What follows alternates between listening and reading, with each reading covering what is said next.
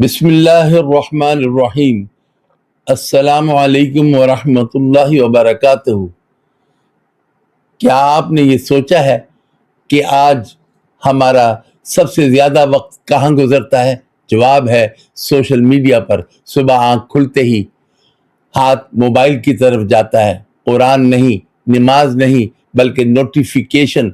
دن کا بڑا حصہ لائکس، کمنٹس اور اسکرولنگ میں گزر جاتا ہے۔ لیکن حقیقت یہ ہے کہ یہی سوشل میڈیا ہمارے ایمان کا سب سے بڑا امتحان ہو چکا ہے۔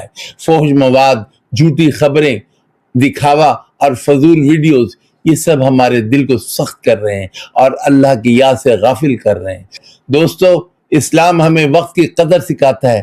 نبی پاک صلی اللہ علیہ وسلم نے فرمایا، دو نعمتیں ایسی ہیں جن میں لوگ دھوکے میں ہیں، صحت اور فراغت۔ یعنی اگر ہم اپنی زندگی کا وقت صرف موبائل پر ضائع کریں گے تو یہ ہمارے لیے خسارہ ہے، لیکن یاد رکھیں یہی سوشل میڈیا خیر کا ذریعہ بھی بن سکتا ہے۔